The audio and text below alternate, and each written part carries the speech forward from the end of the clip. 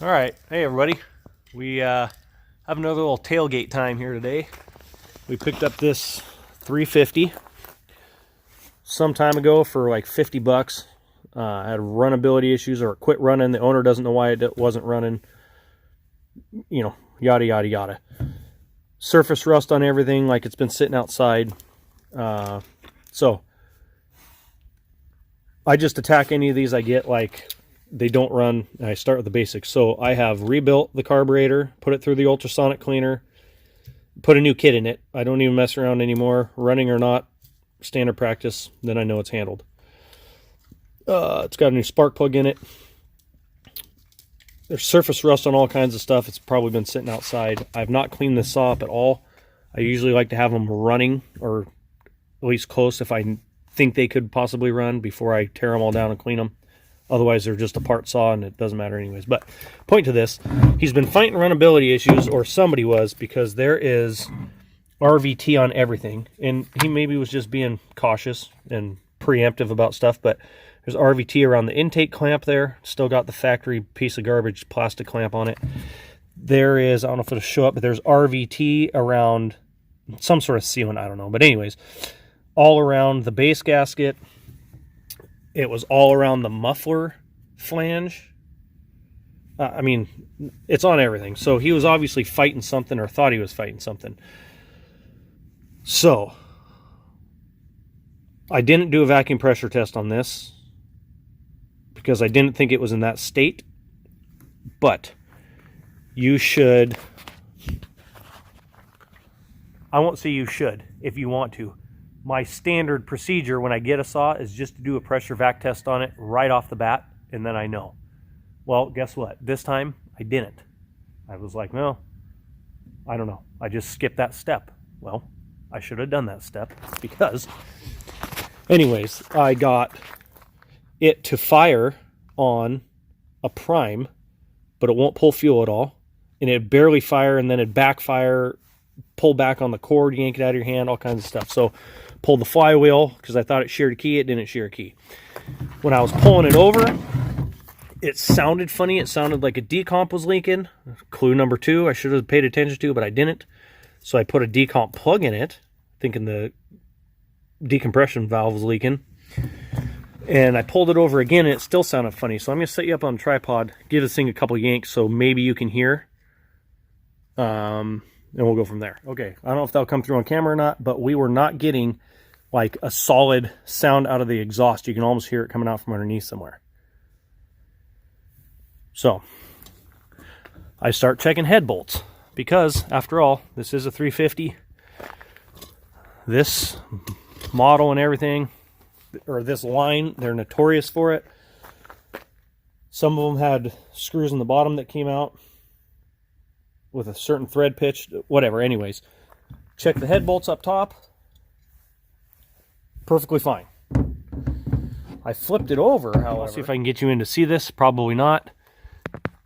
But just let it be known, I went around and tightened all these bolts that hold the bearing cup in place. Or bearing cap, I guess you'd call it. Whatever. You know, the block between the cylinder and the case on these. I checked that one. Checked all of them, and I get down to here. Well, guess what? You can't see that probably. There's no bolt in there. It's completely missing. So the cylinder itself is immaculate. There's no scoring or anything. So my guess is that they loosened up enough, or something happened, or somebody added a part and put it back together, and they missed one. I don't know what, but obviously a bolt fell out, and it created a big enough leak that it just stopped running. Which is lucky, because usually those will loosen off and then you'll get a scored top end, yada, yada, yada. Anyways, we're going to throw a screw in that, and hopefully this thing will start up and run. Oh, okay. Now, that being separated for that long, there's obviously potential that bearing cup separated enough and the sealant that's in there has come out. Very good chance this thing will just still leak, but I bet we'll be able to get it to fire. That's ultimately what we're looking for. We shall see.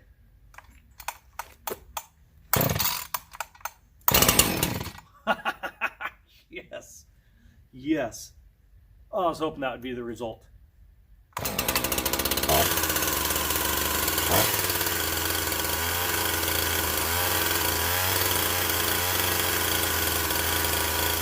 So, judging by the way it was running, I'm guessing it's probably got an air leak.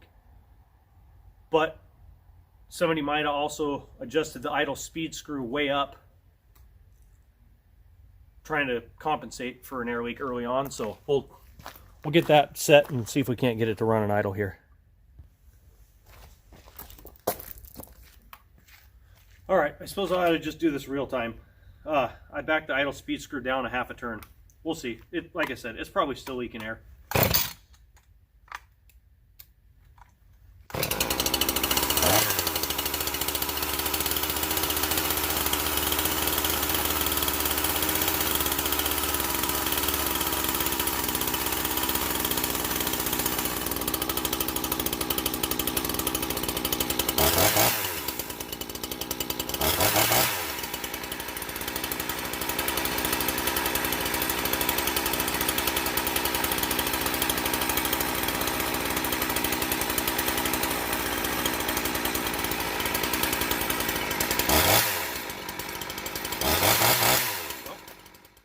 I'd say we maybe go see if we can't run this thing. See what happens. Okay, so we're out in the garage farting around, swapping this 350 over to a rim drive clutch from the spur sprocket style. I guess I just want to hit because a lot of people ask, oh, what worm gear, oil pump drive gear do you use when you switch from the spur style to the rim drive? There is a part number for the proper drive gear that goes with this clutch drum, and I'll include it, but you don't have to. So you can see the teeth on that where it engages right up here. They're wide, and if you look at the worm gear, they also have wide cogs or whatever you want to call it in there that it meshes into when you put it on there. This one will, however, go on and it will still engage. Let's see if I can get a shot of it. Anyways, I don't know how to, well, I won't get a shot, but it engages. Each of these teeth that are on here will engage into those, even though they're wider. So there is a little bit of slop, but I've never found any ill effects from running the rim drive clutch drum with the spur sprocket worm gear. So like I said, I'll try and throw a part number up here for you. That's the proper one. It's got smaller, the worm gear itself has smaller splines in it that mesh just perfectly with this.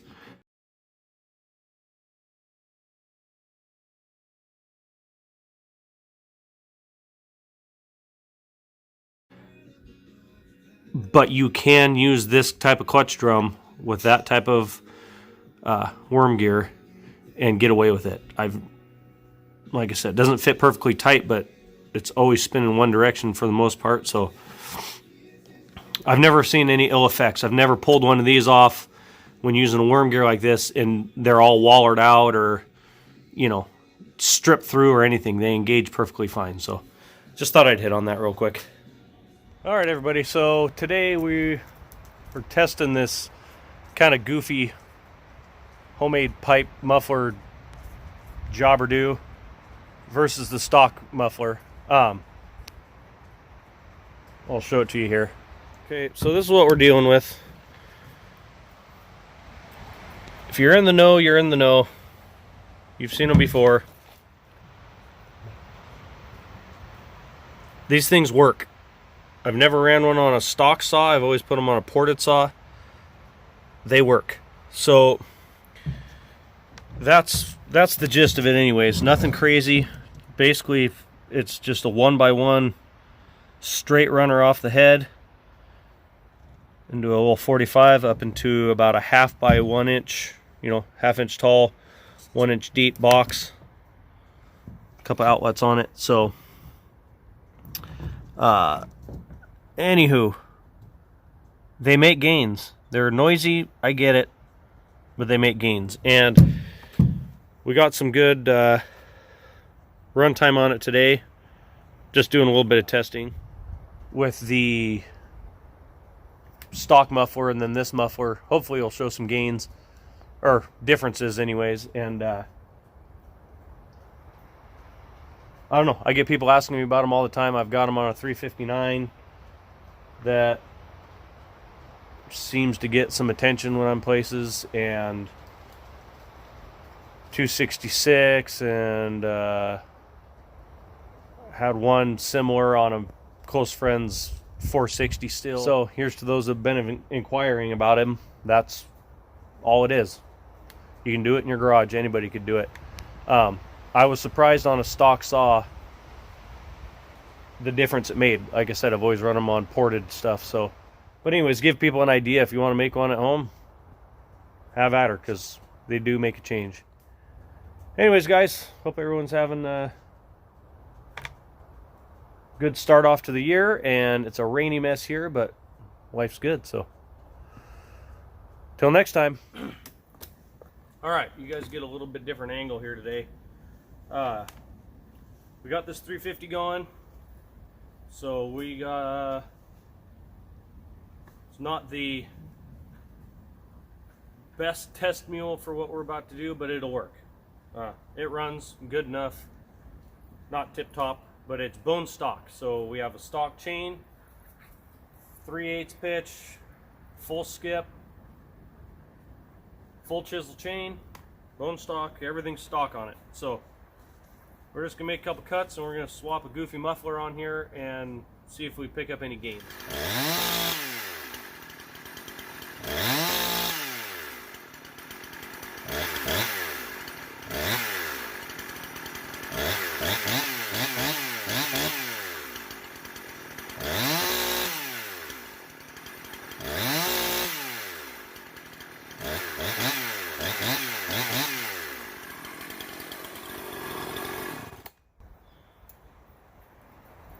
So there's no dogs on this saw.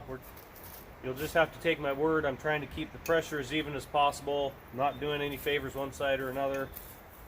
So we're just gonna make a couple cuts, time it. You know, wood changes, you get a knot, you don't get a knot. It is what it is, but it'll give us a relative idea anyways.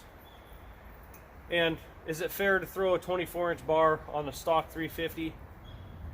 Probably not, but I've been told a time or two before that life's not fair, so it'll just have to suck it up.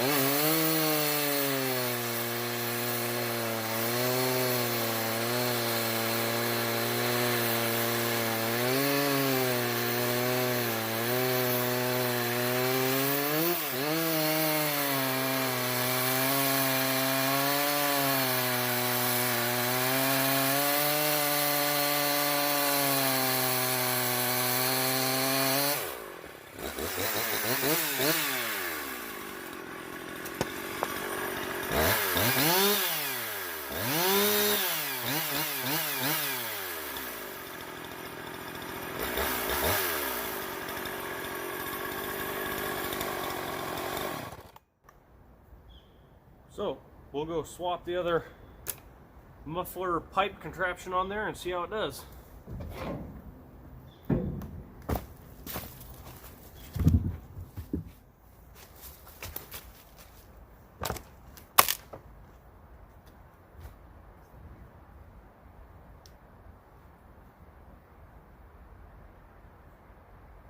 Okay, so everything's exactly the same. We just swapped on this goofy muffler. I'll show it to you here when we're done. I've never put one on a bone stock saw before. I've always put them on ported saws. The proof is there for gains on a ported saw because I've seen it, done it, timed it. I'll get that on here sometime soon for you guys, but I've never put one on a bone stock saw, so I have no idea if gains will be made or not, but we'll see.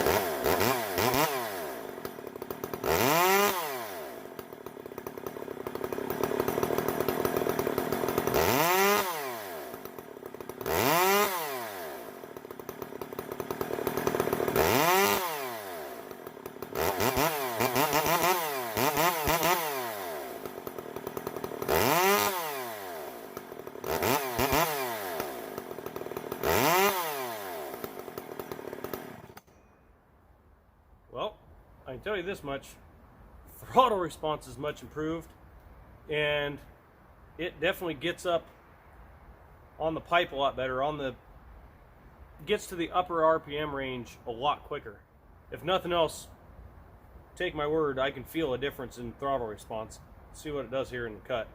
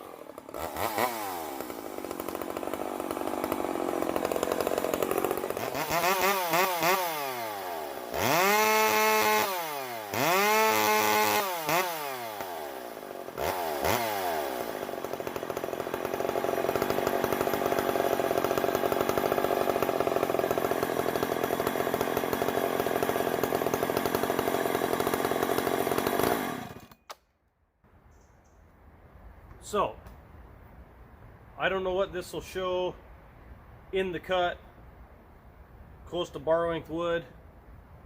I mean, I know it was short, but I don't know what it'll show cut times if they change much or not.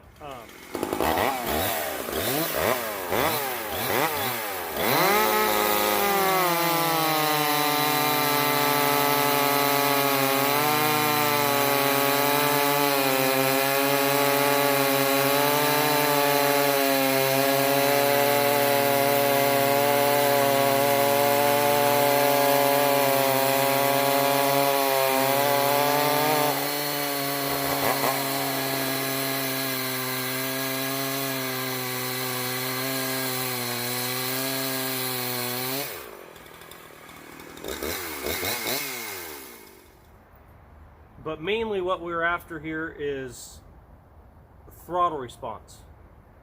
That quick blip and how fast it gets up in the upper RPM range, because really the saw it's going on is basically this same exact setup. And he uses it for limbing. I mean, bucking some logs, but he's not bucking 24-inch wood with it. You know, that's not the idea. The idea is having a longer bar for probably cutting, you know, stuff maybe say 7 inches or smaller when you're limbing up a tree, and then if you need to, you can limb the whole tree, and then you can make a couple bucks, and then come back with your big saw to knock it into firewood. So we'll see what the cut times say. I don't know if there'll be an improvement or not. Regardless, the throttle response is definitely there, and that's what we were after. So I'm happy with it for something a guy can just bolt on, not change anything else, tune it just a tiny bit, and have a saw that all of a sudden's got that crack, that snap, that quick throttle response to it. I'm happy with that. That's what he's after, and it definitely feels like it pulls stronger. It holds a higher RPM better in the cut.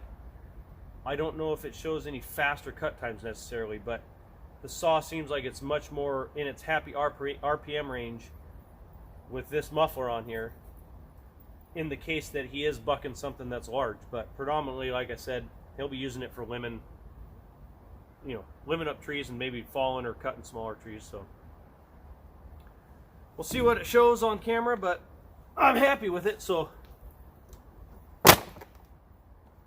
Tasman, I don't do pretty. If you look at me, you'd know that.